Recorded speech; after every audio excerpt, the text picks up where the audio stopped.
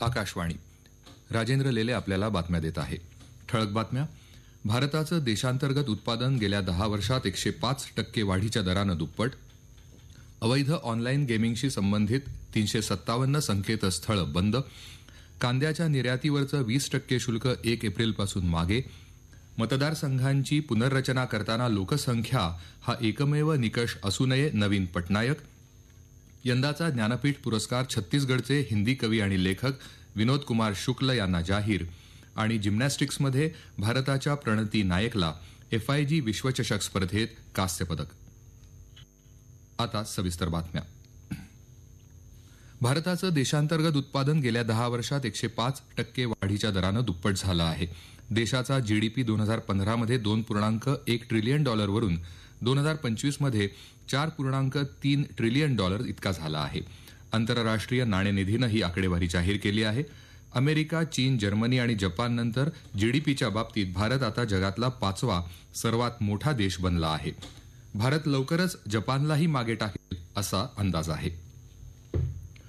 अवैध ऑनलाईन गेमिंगशी संबंधित 357 संकेतस्थळं वस्तू आणि सेवा कर विभागाच्या गुप्तचर यंत्रणेनं DGGIनं बंद केली आहेत. यातले 4 कोटी रुपये आणि 2000 बँक खातीही गोठवल्याचं अर्थ मंत्रालयानं म्हटलं आहे. याशिवाय काही संकेतस्थळांवर आढळलेल्या UPI IDशी जोडलेली 392 बँक खातीही गोठवली असून या खात्यांमधले 122 कोटी रुपये जप्त करण्यात आले आहेत. ऑनलाईन गेमिंग उद्योगात देशातील आणि परदेशातील चालकांचा समावेश आहे. अशा 700 संस्थांची चौकशी DGGI करत आहे. अशा संस्थांनी नोंदणी न केल्याचं किंवा आपलं करपात्र उत्पन्न दडवून GST चुकवल्याचं निदर्शनाला आलं आहे. दरम्यान आपलं वैयक्तिक आर्थिक नुकसान टाळण्यासाठी लोकांनी सावध राहावं आणि ऑनलाईन मनी गेमिंगमध्ये सहभागी होऊ नये असा सल्ला केंद्र सरकारनं दिला आहे. कांद्याच्या निर्यातीवर असलेलं 20% शुल्क केंद्र सरकारनं 1 एप्रिलपासून मागे घेतलं आहे. यामुळे शेतकऱ्यांना योग्य भाव मिळेल आणि ग्राहकांनाही परवडणाऱ्या किमतीत कांदा मिळू शकेल असं ग्राहक व्यवहार, अन्न आणि सार्वजनिक वितरण मंत्रालयानं म्हटलं आहे. बाजारपेठेत रब्बी पिकांची चांगली आवक अपेक्षित असल्याने किरकोळ किमतीत घट झाली आहे. रब्बी हंगामात कांद्यासह अन्य पिकांचंही मुबलक उत्पादन झाल्यामुळे येत्या काही महिन्यात बाजारभाव आणखी कमी होण्याची शक्यता आहे. देशात पुरेसा कांदा उपलब्ध व्हावा यासाठी 13 सप्टेंबर 2024 पासून कांद्यावर 20% निर्यात शुल्क लागू करण्यात आलं होतं.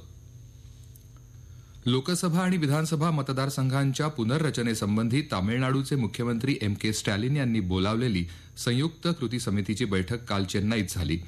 1971च्या जनगणनेवर आधारित मतदारसंघांची रचना आणखी 25 वर्षांसाठी कायम ठेवावी अशी मागणी बैठकीत करण्यात आली. ही मागणी करणारं संयुक्त निवेदन संसदेच्या चालू अधिवेशनादरम्यान पंतप्रधान नरेंद्र मोदी यांना सादर करण्याचा निर्णयही बैठकीत घेण्यात आला. मतदारसंघांच्या पुनर्रचनेची प्रक्रिया पारदर्शी आणि सर्व राज्य सरकारं, राजकीय पक्ष आणि संबंधितांशी विचारविनिमय करूनच पुढे न्यावीत असा ठराव बैठकीत मंजूर झाला. दरम्यान मतदारसंघांची पुनर्रचना करताना लोकसंख्या हा एकमेव निकष असू नये, तसंच यावर तपशीलवार चर्चा आणि विचारविनिमय करूनच पुढे गेलं पाहिजे असं ओडिशाचे माजी मुख्यमंत्री नवीन पटनायक यांनी म्हटलं आहे. पुनर्रचनेला विरोध नाही, तर पुनर्रचना न्याय्य व्हावी अशी आपली मागणी असल्याचं या बैठकीत स्टॅलिन यांनी सांगितलं. पुनर्रचना करताना देशाच्या विविधतेचं संरक्षण झालं पाहिजे अशी भूमिका केरळचे मुख्यमंत्री पिनराई विजयन यांनी मांडली. कोणत्याही राज्यावर अन्याय होणार नाही अशा प्रकारे पुनर्रचना करण्यात यावी अशी मागणी आंध्र प्रदेशचे माजी मुख्यमंत्री YS जगनमोहन रेड्डी यांनी केली. तामिळनाडूतले सध्याचे प्रश्न सोडवता येत नसल्यामुळे मुख्यमंत्री स्टॅलिन हे केवळ नाटक करत असल्याचा आरोप तामिळनाडू भाजपाचे अध्यक्ष K. अण्णामलाई यांनी केला आहे. राजकीय पक्षांसोबत सर्व पातळीवर बैठका सुरू आहेत असं निवडणूक आयोगानं म्हटलं आहे. देशभरातील 4123 निवडणूक नोंदणी अधिकारी ERO त्यांच्या विधानसभा मतदारसंघांमधील कोणत्याही प्रलंबित मतदान केंद्र पातळीवरील समस्या सोडवण्यासाठी सर्वपक्षीय बैठका घेत आहेत. सर्व 28 राज्य आणि 8 केंद्रशासित प्रदेशांच्या सर्व 788 जिल्हा निवडणूक अधिकारी आणि 36 मुख्य निवडणूक अधिकाऱ्यांनाही कोणत्याही प्रलंबित समस्या सोडवण्यासाठी अशा बैठका घेण्याचे निर्देश देण्यात आले आहेत. राष्ट्रीय आणि राज्यस्तरीय राजकीय पक्षांच्या सक्रिय सहभागानं सुरू झालेल्या या बैठका 31 मार्चपर्यंत पूर्ण होतील. हे राष्ट्रीय बातमीपत्र आपण आकाशवाणीच्या पुणे केंद्रावरून ऐकत आहात.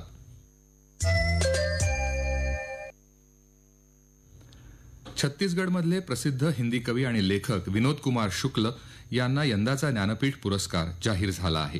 काल नवी दिल्लीत ही घोषणा करण्यात आली.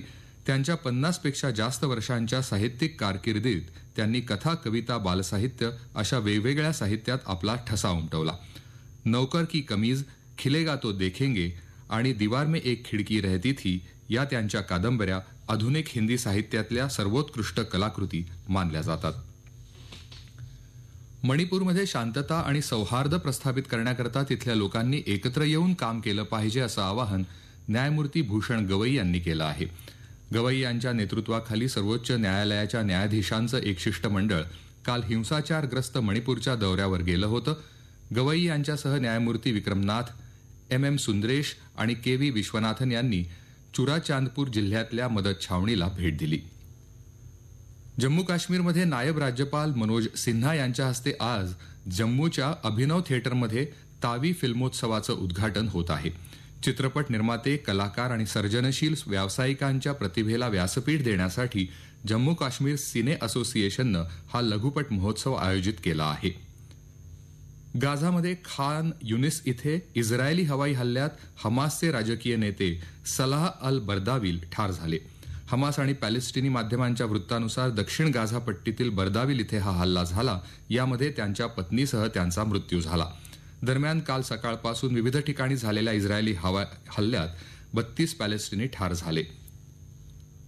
अमेरिकेतल्या न्यू मेक्सिकोमध्ये लास क्रुसेस इथल्या उद्यानात 2 गटांमध्ये झालेल्या गोळीबारात 3 जण ठार तर 15 जण जखमी झाले. गोळीबारात मरण पावलेले तिघेही 20 वर्षांखालील युवक होते.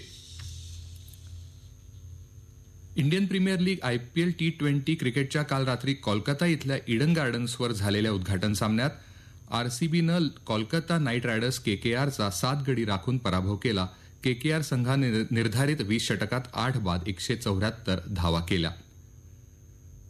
जिम्नॅस्टिक्समध्ये भारताच्या प्रणती नायकनं तुर्कीतील अंताल्या इथे झालेल्या federation international D gymnastic FIG विश्वचषक स्पर्धेत महिलांच्या अंतिम सामन्यात कांस्य पदक जिंकलं आणि सरासरी 13.417 गुण मिळवत विश्वचषक स्पर्धांमध्ये आपलं स्थान पहिल्यांदाच निश्चित केलं.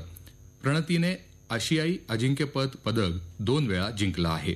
अमेरिकेच्या जयला हँगनं 13.667 गुणांसह सुवर्णपदक पटकावलं तर अमेरिकेच्याच क्लेअर पीसनं 13.567 गुणांसह रौप्य पदक पटकावलं.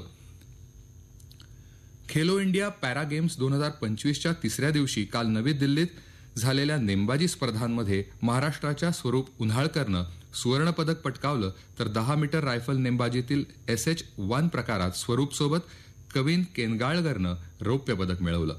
ऑलिम्पिक पदक विजेता सुजांत कदमसह प्रेमकुमार आले, आरती पाटील यांनीही रौप्य पदक मिळवलं. महिला भालाफेकीत महाराष्ट्राच्या भाग्यश्री जाधवला सुवर्णपदक मिळालं. पुरुषांच्या 100 मीटर धावण्याच्या शर्यतीत प्रणव देसाई आणि महिलांच्या थाळीफेक प्रकारात अक्कुताई उलभागट यांनी सुवर्णपदक मिळवलं. 400 मीटर धावण्याच्या प्रकारात नाशिकच्या दिलीप गावित यांना सुवर्णपदक मिळालं. महाराष्ट्राच्या खेळाडूंनी 4 सुवर्णपदकांसह 4 रौप्य पदकं पटकावली. काल दिवसअखेर तामिळनाडू 19 सुवर्णपदकांसह पदक तालिकेत आघाडीवर असून हरियाणा राज्यानं 14 सुवर्ण, राजस्थाननं 11 आणि उत्तर प्रदेशनं 10 सुवर्णपदकांची कमाई केली. शेवटी पुन्हा ठळक बातम्या. भारताचं देशांतर्गत उत्पादन गेल्या 10 वर्षात 105% वाढीच्या दरानं दुप्पट. अवैध ऑनलाईन गेमिंगशी संबंधित 357 संकेतस्थळं बंद. कांद्याच्या निर्यातीवरचं 20% शुल्क 1 एप्रिलपासून मागे. मतदारसंघाची पुनर्रचना करताना लोकसंख्या हा एकमेव निकष असू नये, नवीन पटनायक. यंदाचा ज्ञानपीठ पुरस्कार छत्तीसगडचे हिंदी कवी आणि लेखक विनोद कुमार शुक्ल यांना जाहीर. आणि जिम्नॅस्टिक्समध्ये भारताच्या प्रणती नायकला FIG विश्वचषक स्पर्धेत कांस्य पदक. याबरोबरच हे राष्ट्रीय बातमीपत्र संपलं. नमस्कार.